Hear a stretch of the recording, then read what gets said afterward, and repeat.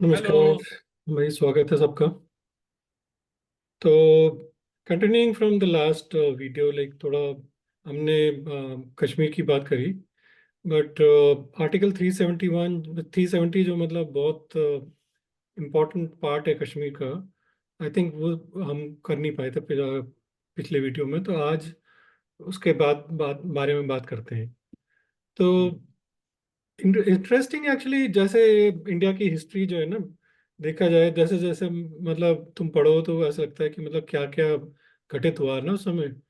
और उसके हाँ। बाद फिर स्पेशली इन्होंने जैसे ये हटाया है 370 को, ये वो तो मतलब इन्होंने पूरा साल भर से ज्यादा इन्होंने मतलब लगाया उसमें, मुझे लगता है। पूरा इन्होंने मतलब पूरा कॉन्स्टिट्यूशन को एक तो इन्होंने पूरा घोल के पी गए ये लोग।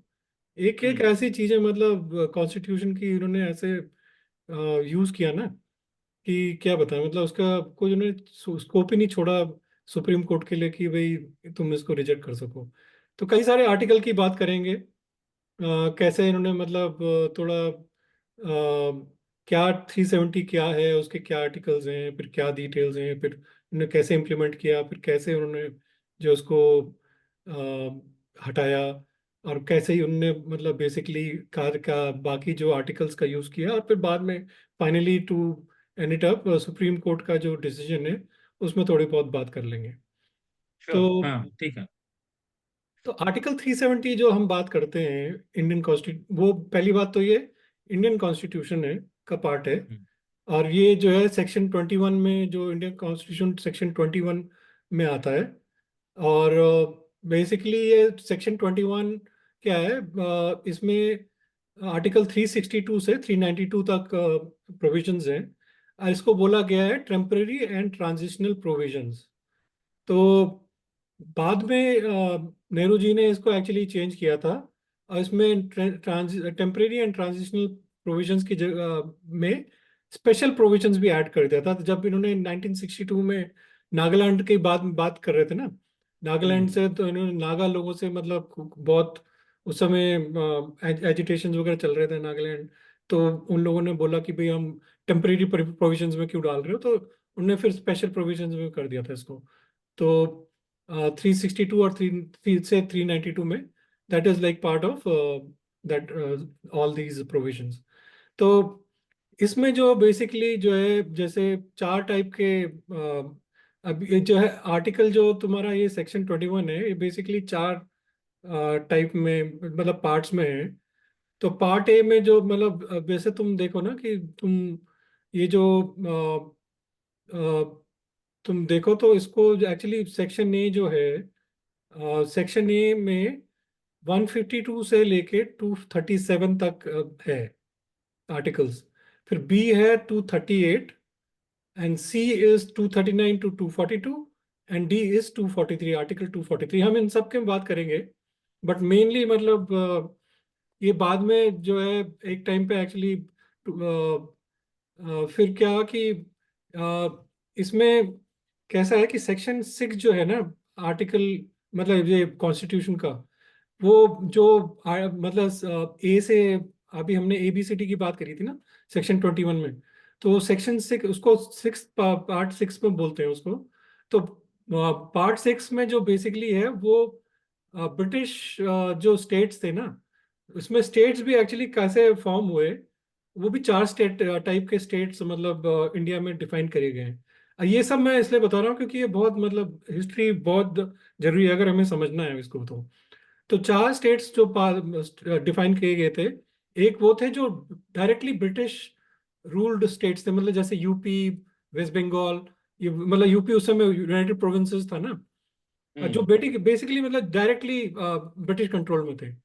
फिर सेक्शन 7 था उन स्टेट्स का जो बेसिकली जैसे हैदराबाद, जो मतलब दाएं बाएं मतलब हो रहे थे प्रिंसली स्टेट्स, जो करना है नहीं करना है, तो उन्होंने जो है बेसिकली उसको सेक्शन 238 में डाल दिया कि भाई अभी हम इन सब पे बात कर रहे हैं। तो उसमें हैदराबाद था, JNK था, उसमें थोड़ा स्पेशल मतलब इनको प्रोविजंस देते गए। जैसे बाद में हम बात करेंगे, बट कुछ जैसे रूलर्स ने बोला हमें अपनी आर्मी चाहिए, तो उनको अपनी आर्मी रखने की प्रोविजन देने देने पड़े। फिर उसमें प्रिवी पर्सेस की बात हुई। ये सारे राजाओं को प्रिवी पर्सेस, मतलब हर मंथ गवर्नमेंट जो है प्रिवी पर्स देगी। तो वो सब जो है इस स्पेशल एक्ट जो 238 है उसमें part B of this in 238 section article 238 में था। फिर सेक्शन 8 जो है, जो आर्टिकल मतलब जो सी के पास है, मतलब पार्ट है वो, थोड़े जो स्मॉलर स्टेट्स थे, मणिपुर, दिल्ली, त्रिपुरा, एचपी, फिर पेप्सू हमने बात करी थी, जो मतलब बेसिकली चीफ कमिश्नरेट स्टेट्स थे ना, जो मतलब उसके ब्रिटिशर्स में, मतलब तुम समझ लो एक तरह से यूनियन टेरिटरी, जो मतलब बेसिकली समझ लो ना उनको। फिर लास्ट था सेक्शन 9, जो सेक्शन डी, जो पार्ट डी था, उसमें अंडमान एंड निकोबार को डाला था। तो अंडमान निकोबार का भी ब्रिटिशर्स ने जो एक्चुअली बहुत गेम खेलना चाहते थे, वो उन्होंने क्या किया कि उसको ये एक सेपरेट स्टेट बना, इंडिपेंडेंट स्टेट बनाना चाहते थे एंग्लो इंडियंस के लिए, कि हम इसको मतलब स्ट्रैटेजिकली होल्ड करेंगे इंडियन ओशन में, कि उनको पता था कि ये इंडियन ओशन में है। तो पटेल ने basically did not agree to it, and he shot that down, और फिर उसको इसमें पार्ट डी में डाल दिया गया। तो उसी दौरान बल्कि लोग मतलब ये लक्षद्वीप जो है ना, तो उसमें मिनिकॉय और लकमन आइलैंड ऐसे कुछ करके 3-4 आइलैंड्स थे, वो लक्षद्वीप जो आइलैंड है बेल्ट। तो उसमें क्या है कि वो इन लोग मुस्लिम ट्राइबल एरिया था वो। तो उसको जो है इंडिया ने एक्चुअली अपनी नेवी को भेजा, और उसको बेसिकली वहां पे अपना झंडा गाड़ दिया इन्होंने। तो वहां पे ट्राइबल्स को कुछ समझ में नहीं आया कि क्या भैया तुम क्या हो क्या हो। वो बस बेसिकली उन्होंने अपना झंडा गाड़ दिया और ले लिया। और बाद में आधे घंटे के बाद वहां पे पाकिस्तानी नेवी आई, क्योंकि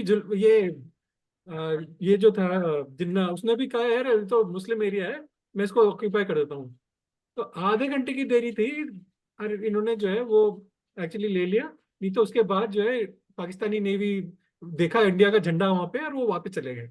तो इस टाइप से जो बोलते हैं कि भाई कश्मीर को जबरदस्ती ना करो, ये करो, तो तुम देखो जूनागढ़, ये हैदराबाद और लक्षद्वीप, ये सब जो जबरदस्ती वाले ही काम है। तो ऐसा तुम जब कंट्री को बनाते हो तो ऐसा नहीं होता कि तुम हर समय तुम मतलब एक हाई पेडेस्टल में बैठ जाओ कि अरे मैं तो जो है बहुत उसमें तरीके से जो है चलाऊंगा और बनाऊंगा कंट्री को। ऐसे नहीं बनती कंट्री।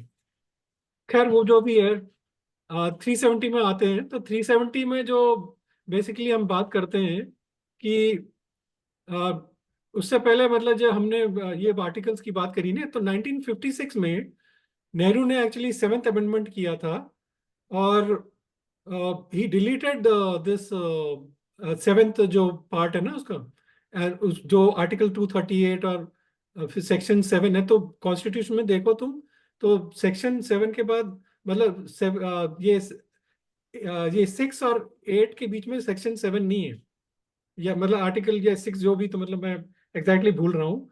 आर्टिकल 6 आई थिंक जो पार्ट था ना इसका, उसको डिलीट कर दिया गया।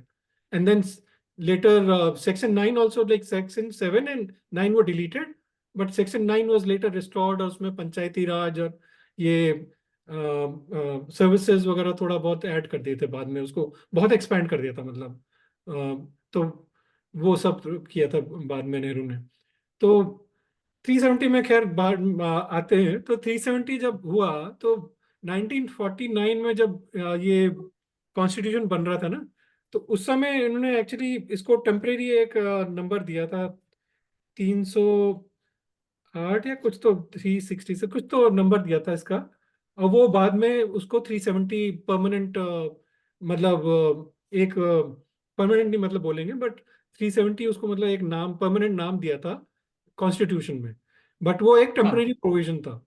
तो टेम्पररी प्रोविजन था, और इट पास वाज था। Done in 1949, right? हाँ 1949 में उसको फॉर बेसिकली आवर जब व्यूअर्स, कॉन्स्टिट्यूशन राइट, बनाना। एक चीज, हाँ, 49 का एक अपने व्यूअर्स की अंडरस्टैंडिंग के लिए कि भाई ये बनाया क्यों था, लेट्स एक्सप्लेन, राइट, कि व्हाई आर्टिकल 370 वाज इंट्रोड्यूस्ड। तो उसमें क्या था, इन इन शॉर्ट समरी, कि जे एंड के, जम्मू एंड कश्मीर के जो आर्टिकल 370 का इंटेंशन ये था कि the state of Jammu and Kashmir will enjoy special status, right. और उसमें क्या है कि ऑटोनॉमी था, दे नहीं, विल ये एंजॉय एक्चुअली क्या था, ये जब समय। सेपरेट ऑटोनॉमी हाँ। in all areas except defense, foreign affairs, and finance, communication, and communication. वो जो So, इंस्ट्रूमेंट ऑफ एक्सेशन की बात की ना, उसमें जो था, हाँ, तो एक्चुअली ये ये रीजन था था। सबके और लिए, हाँ, सो हर स्टेट मतलब के लिए सेम था, बट वो है कि कश्मीरियों ने, मतलब शेख अब्दुल्ला ने थोड़ा गेम खेला और बोला हाँ, कि हमें मतलब यही चाहिए, तुम यही लो और हमें बाकी हमें दो, तो हमें अपना कॉन्स्टिट्यूशन दो और ये सब दो। तो उस तो समय वो बेसिकली फिर ये इसलिए बना बनाया गया था। था कि हाँ, आर्टिकल 370 बनाया क्यों गया, मतलब उस समय कहा गया था कि उस जमाने में JNK was separate region, right. तो that was a bridge to connect with Indian Indian constitution, right. तो वो एक वो ब्रिज था कि उस समय टेम्परेरी है, जब तक तुम देख टेम्परेरी लो, था। हम बाद में बात करेंगे, इसको हटा देंगे बाद में, ये था हाँ, मतलब वो टेम्परेरी था। तो टेम्परेरी मे था। बी उस समय ये लॉजिकल था हाँ। जब बनाया। तो उस समय ये लॉजिकल था, it was very well needed. लेकिन क्या है कि उसके बाद फिर किसी की मतलब हिम्मत नहीं हुई हटाने की वो।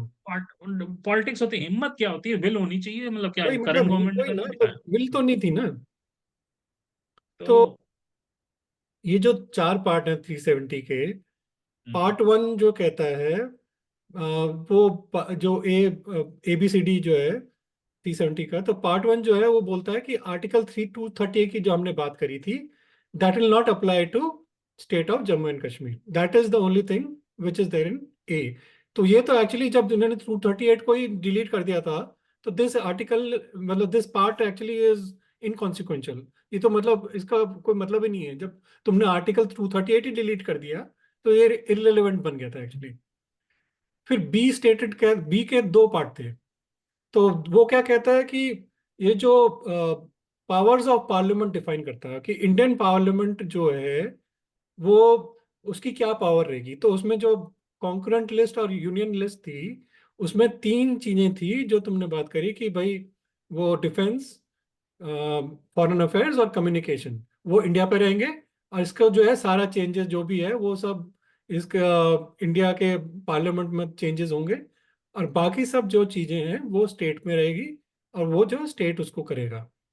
और उसकी हम्म, फिर वो कॉन्स्टिट्यूंट असेंबली बनेगी, और वो मतलब वो एक्चुअली बाद में हुई थी 1956 में उनका कॉन्स्टिट्यूशन, उसको भी बात करेंगे। बट वो मतलब ये सब उसमें पार्ट वन में ये था। फिर जो है फिर जो है ये मतलब इसमें पार्ट बी में ये था, ये पावर्स ऑफ इंडियन कॉन्स्टिट्यूशन। फिर part C has like basically क्या था कि इसमें तुम्हें दो था कि अ, दो पार्ट जो है related to article 1 and article 370 itself. तो इसमें बोलते हैं कि provisions of article 1 and of the article 370 shall apply in relation to that state. तो मतलब बोलना क्या है कि जो भी मतलब जो इसका ये मतलब इंडिया का कॉन्स्टिट्यूशन जो है, इसमें article 1 and article 370 will apply to JNK, तो मतलब क्योंकि उसी से गवर्न करना है। एंड देन ये जो है डी था कि इसमें जो लास्ट स्टेट था कि भाई दैट स्टेटेड कि भाई article other than 1 and article 370, इसमें अगर कोई हो चेंजेस तो आर्टिकल 370 के रूट से हमें जाना पड़ेगा, इसके पार्ट डी से जाना पड़ेगा। तो anything hmm, which is not there in article 1 and article 370, अगर उसको चेंज करना है, then you can do it through article ये पार्ट डी से। But you have to take the consultation of the state government, जो भी मतलब basically constituent assembly है, तो that also like will part talk about it. तो उसमें concurrence of ये इसका चाहिए था कॉन्स्टिट्यूंट असेंबली के। तो जब हाँ, ये मतलब 1949 में जब हमने मतलब ये बोला ना, तो जब ड्राफ्ट हो रहे तब 306A करके इसको ड्राफ्ट किया गया था। तो 3606A को लेटर मतलब इसको फिर जो है 370 को आर्टिकल बनाया गया। और फिर जो है मतलब इसमें इनका मतलब बाद में फिर separate flag, separate constitution, and फिर पीएम की मतलब हम सदर रियासत और इसका पीएम की बात करेंगे। तो ये सब था उसका। फिर एक अपनी कॉन्स्टिट्यूएंट असेंबली होगी, फिर they will talk about separate constitution. तो 1956 में जीएनके का कॉन्स्टिट्यूशन बना था, एंड 1957 में कॉन्स्टिट्यूएंट असेंबली डिसॉल्व हो गई थी वहाँ की। फिर लोगों ने मतलब फिर जो है पार्ट 3 जो है उसका, it stated that how the changes could be made. तो उसमें ये है कि जैसे order of the president with the recommendation of the constituent assembly. तो कॉन्स्टिट्यूएंट असेंबली क्योंकि वो 1970 ये 1957 में डिसॉल्व हो गई थी, तो लोगों ने बोला भाई कि ये क्योंकि 57 में डिसॉल्व हो गई तो this is now a permanent thing and you can not dissolve it. तो एजी नूरानी वकील थे बहुत बड़े, तो उन्होंने भी मतलब इसको इंटरप्रेट किया कि भाई ऐसे कि भाई this is a permanent thing, you can not dissolve it. तो ये मतलब क्योंकि 1957 में CA constituent assembly was dissolved. तो इसमें क्या किया कि इसमें ना ये बोले कि या तो तुम मतलब इस अगर आर्टिकल 368 जो है इंडियन कॉन्स्टिट्यूशन का, पार्लियामेंट को पावर देता है कि तुम जो है कॉन्स्टिट्यूशन को चेंज कर सकते हो। You can amend it and you can become the constituent assembly. एक तरह मतलब उसको पावर देता है कि you can make the changes and amend and change the laws as needed कभी भी। तो कुछ लोगों का मानना ये था कि you can actually use article 368 to remove the 370 completely. तो that could have also been done, but वो मतलब वो भी एक तरीका था। तो देवर थ्री, मतलब तीन चार तरीके थे इसको हटाने के। एक तो ये था कि तुम मतलब आर्टिकल 1B की बात करी हमने, power of Indian Indian constitution as part of 370 उसको इंक्रीज करो, या फिर तुम आर्टिकल 1D से तुम मतलब चेंज करो, या फिर पार्ट 3 से तुम इसको चेंज करो। फिर क्या हुआ कि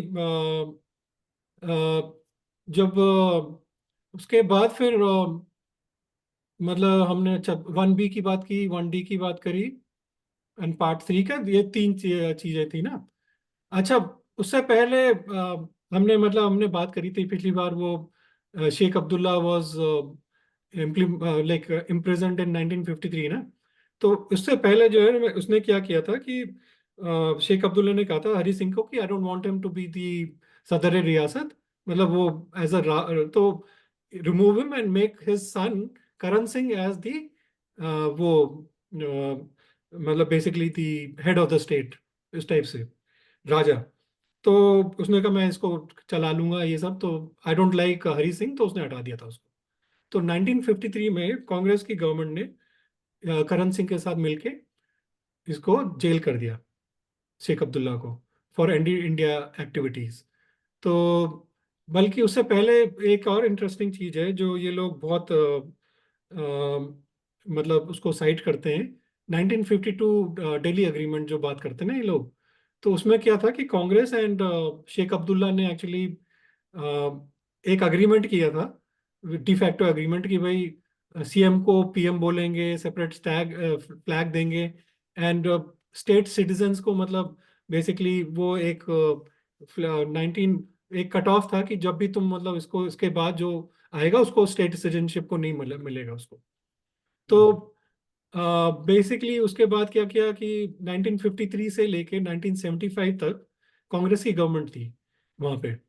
तो पहले एक गुलाम मोहम्मद करके, आई think he was the chief minister, वो नाम के चीफ मिनिस्टर थे, but Nehru and all were running the government from Delhi. तो फिर क्या किया, तो first time the power of the president was used for article 370 इन 1954। तो 1954 में that was the first president issued order उन्होंने किया, जो सीरियस ऑर्डर माना जाता है। तो उसमें क्या किया इन लोगों ने, ये आर्टिकल 335A जो बात करते हैं ना, ये article hmm. 35A was like also introduced. तो article 35A is not part of Indian constitution है डायरेक्टली। अगर तुम डायरेक्टली जैसे कॉन्स्टिट्यूशन में ढूंढोगे, it is not part of Indian constitution. ये लोग 1954 में प्रेसिडेंशियल ऑर्डर के थ्रू उसको लेके आए थे। तो उसमें मतलब डिफाइन किया गया था कि मतलब related to like how people can buy land, permanent residency कैसे उसको डिफाइन करेंगी। तो थोड़ा बहुत उसको powers of Indian parliament were limited. तो उसको 1954 was the like the way they wanted to govern the state of Jammu and Kashmir. तो शेख अब्दुल्ला का हमने बात करी, वो ही was like in the jail for 20 years। And then इसको बल्कि 1954 का ये जो ऑर्डर है, that was diluted by Nehru itself like later on in 64। दो time I think he amended it in 64, and then later by Shastri in 65 and 66। और 80s में तो बहुत बार हुआ, मतलब इंदिरा गांधी ने तो इसको मतलब बहुत ही बार इसको चेंज किया। तो वो फिर बाद में इनको जब ये शेख अब्दुल्ला से बात कर रहे थे ना, तो he wanted to go back to that PM and separate flag and all that.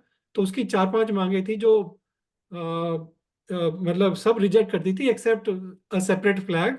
तो इंदिरा गांधी ने कहा था कि चलो कोई बात नहीं, सेपरेट फ्लैग तुम्हें दे देंगे, बट अगर तुमने इंडियन फ्लैग के साथ बदतमीजी करी then we'll have the power of the parliament to change it.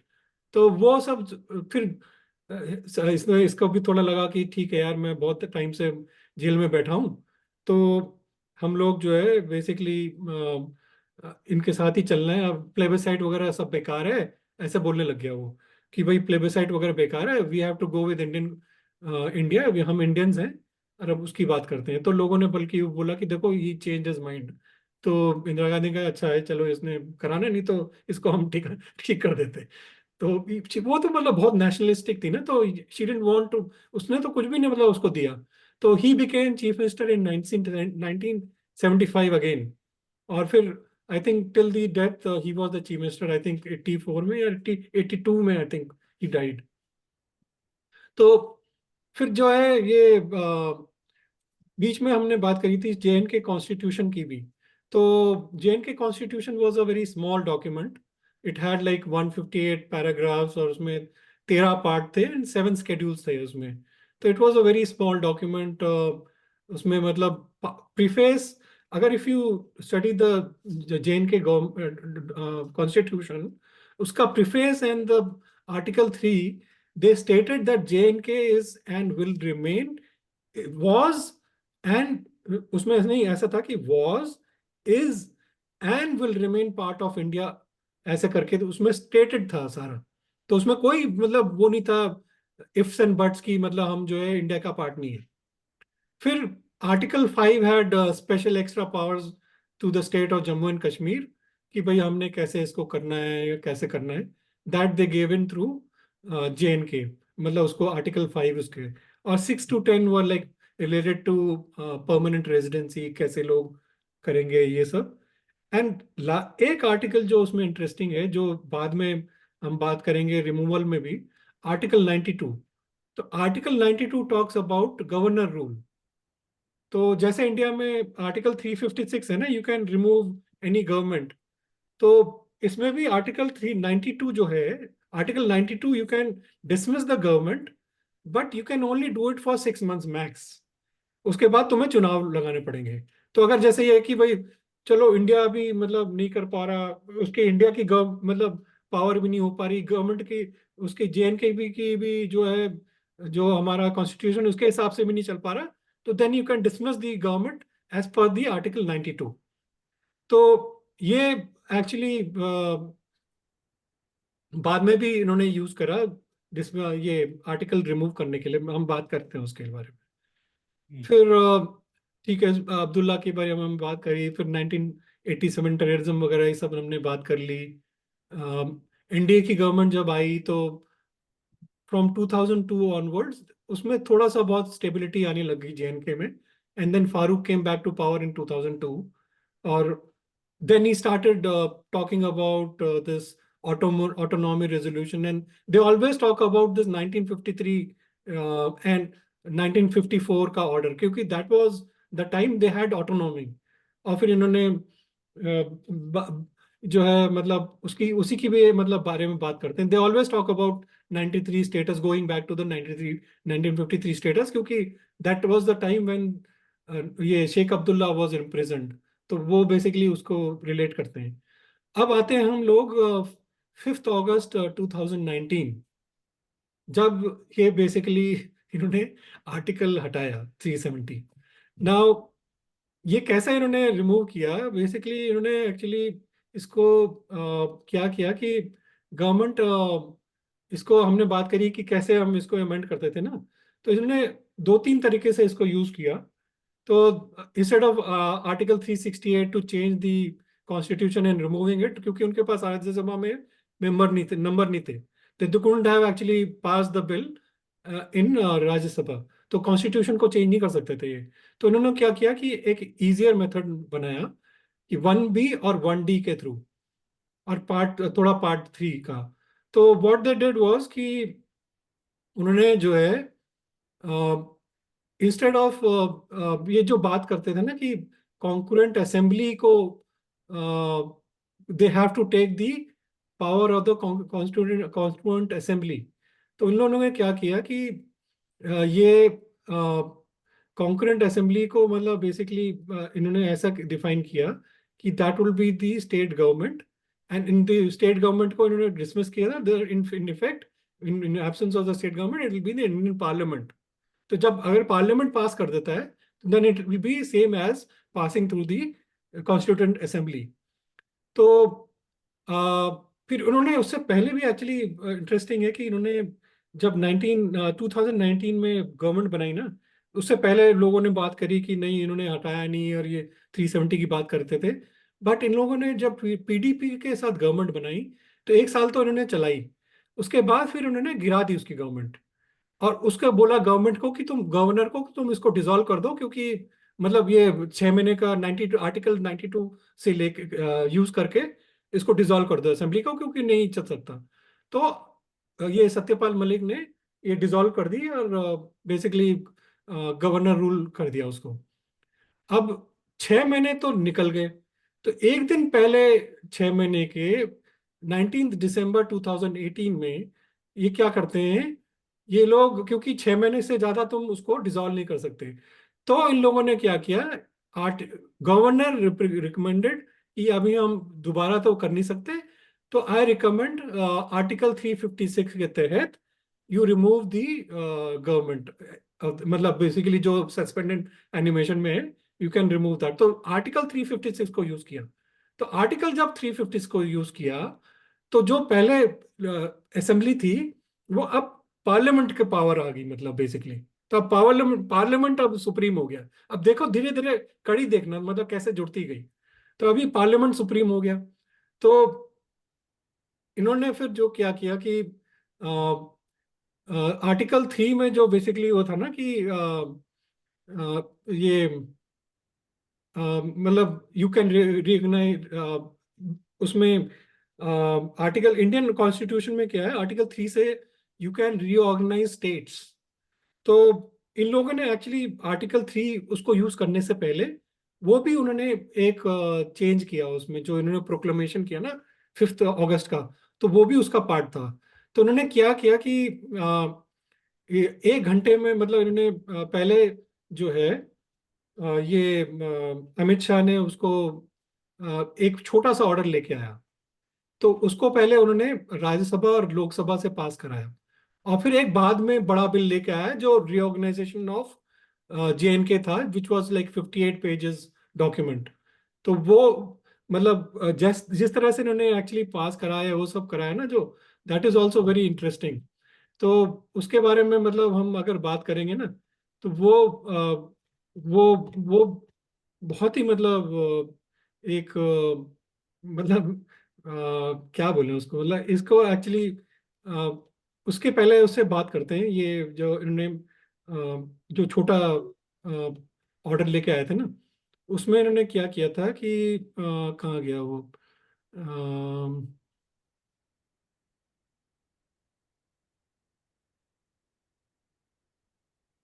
हाँ, तो फर्स्ट जो क्लॉज था उसमें वो बोलता था कि वो एक जनरल क्लॉज था कि लाइक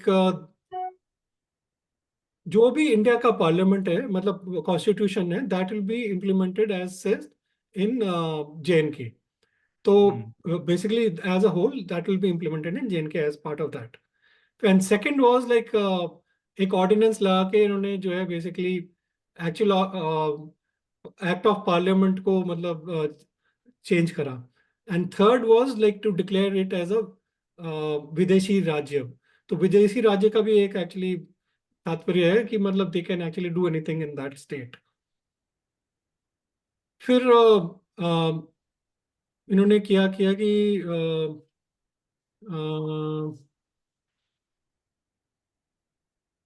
हाँ, तो फिर जैसे इन्होंने मतलब 1964 में जो इंटरप्रेट किया था ना, तो they applied the whole constitution to the JNK as a whole.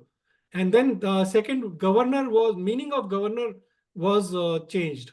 तो पहले क्या था कि in the JNK constitution it had to be the consultation with the governor. मतलब कोई भी चेंज असेंबली को गवर्नर के साथ कंसल्टेशन के साथ मतलब करना था. तो it was like meaning of the governor was changed.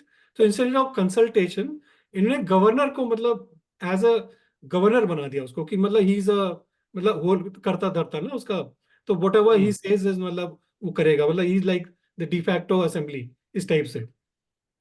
तो and third was that the state government will mean governor. तो उसको सारा मतलब उन्होंने चेंज कर दिया उसको, एक गवर्नर को हम्म। किया, फिर उसको ये चेंज किया. एंड फोर्थ में इन्होंने क्या किया कि constituent assembly will now mean JNK assembly. तो JNK असेंबली को क्या मीन में करा, जो गवर्नर है. इन्होंने एक पहले पार्ट में किया कि governor is now the assembly, और उसके बाद में क्या कि भाई असेंबली इज नाउ गवर्नर. तो मतलब A is equal to B is equal to C. इसके बाद मतलब तुम जो है अब हम इसको कर सकते हैं. तो A इज इंटू, तो वो मतलब उन्होंने सारा पूरा कर दिया इसको.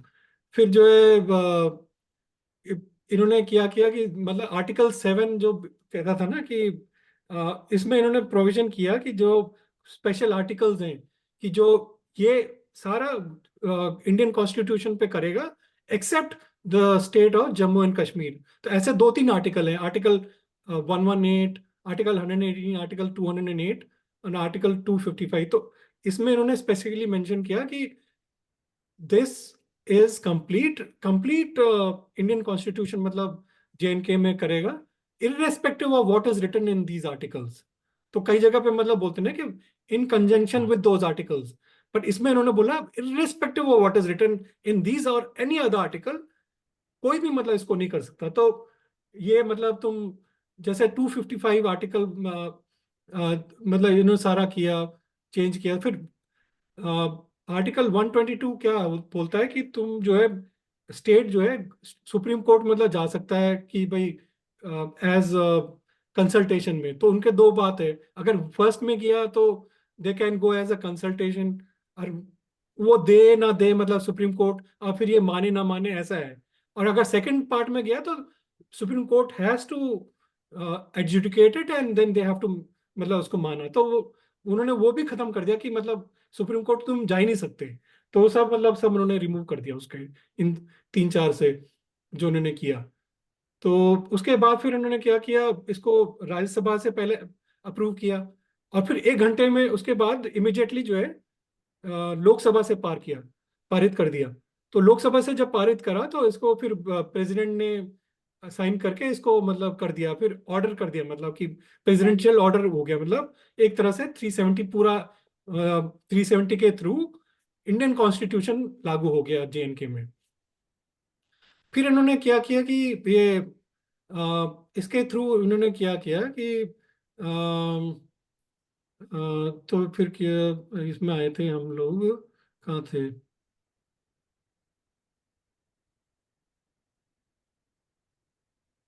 अच्छा, राज्यसभा की हमने बात करी. फिर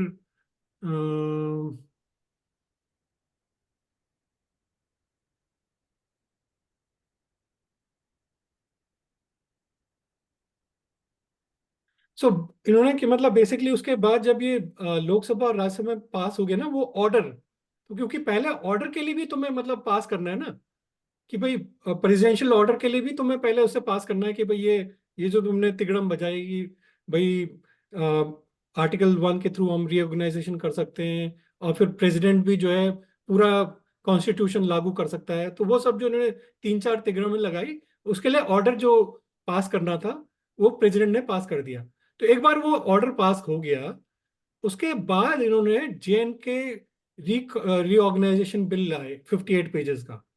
तो उसमें इन्होंने जेएनके को दो भागों में बांटा, as as per article 3 of Indian constitution, जो इन्होंने पहले चेंज कर दिया था कि भाई आर्टिकल 3 अब इनको फॉरेन स्टेट कर दिया, तो इसको कर दो अब चेंज। तो इसको उन्होंने फिर आर्टिकल थ्रू चेंज किया, और ये परमानेंट रेजिडेंसी वो सब उन्होंने खत्म कर दिया। और वो जो है उन्होंने पहले ही उसको पूरा कॉन्स्टिट्यूशन कर दिया था, तो 35A तो इनवैलिडेटेड हो ही चुका था, तो उसको भी मतलब हम्म, इन्होंने हटा दिया। तो बेसिकली इफेक्टिवली जो भी है, मतलब तुम देखो, तो इन्होंने पूरा मतलब आर्टिकल पूरा मतलब कॉन्स्टिट्यूशन इन्होंने चेंज करा। उसके बाद फिर ये लोग सुप्रीम कोर्ट गए, तो सुप्रीम कोर्ट ने ये जो उन्होंने चेंजेस किए थे ना पहले 367 में या 368 में, जो भी मतलब पहले किए थे कि ये 3-4 जो उन्होंने एडिशन किए थे, तो सुप्रीम कोर्ट ने कहा उसकी जरूरत नहीं है। This is the president can issue the order as per article 1D, वो 370 का जो पार्ट डी था, उसके थ्रू प्रेसिडेंट कभी भी मतलब ऑर्डर कर सकता है। There was not, it was just a temporary provision उसने मतलब डिक्लेयर किया। तो ये जो तुमने तिगड़े में करी, उसकी जरूरत नहीं थी उसने बोला, तो उसने मतलब उसको खारिज कर दिया। बट 1D को मतलब उसने थ्रू के थ्रू उसने अप्रूव कर दिया इसको। तो इनफैक्टली मतलब 370 को उन्होंने चेंज कर दिया पूरा। तो ये मतलब कई लोग बोलते हैं कि भाई ये हमने जबरदस्ती कर दिया, ये कर दिया। तो भाई जूनागढ़ और जो हैदराबाद भी तो जबरदस्ती लिया था, तो उसके लिए तो कोई बोलता नहीं कि तुमने आज की डेट में कि भाई तुमने हैदराबाद को जबरदस्ती ले लिया। तो ये सब करना पड़ता है as part of Indian constitution, अगर तुम कर रहे हो इंडिया को बनाने के लिए, तो इसके लिए मतलब तुम्हें करना है, तो ये सब वो तो मतलब करना ही है। हाँ, करना पड़ता है उसके लिए, मतलब यही है। Country is first. Country is first मतलब। तो वही है मतलब थोड़ा इन्होंने काफी मतलब इंटरेस्टिंग तरीके से इन्होंने हटाया इसको। ठीक है। हम्म, बट मतलब मोस्ट सही चीज जो थी कि भाई कॉन्स्टिट्यूंट असेंबली को उन्होंने जैसे बेसिकली किया ना, कि ये पहले हाँ, काफी कॉम्प्लिकेटेड है, उसमें assembly multiple is governor, visions हैं। और गवर्नर इज पार्लियामेंट। तो ये जो ना जैसे एक के बाद एक लिंक करते गए ना ये लोग, मतलब पूरा इन्होंने वो कॉन्स्टिट्यूशन को यूज करके मतलब ठीक कर दिया उसको। कोई मतलब सुप्रीम कोर्ट में भी नहीं कर पाएगा। तो नहीं, आज की डेट काफी। में ये जो कहते हैं कि भाई हम लोग वापस ले आएंगे, I don't think it is possible. हाँ,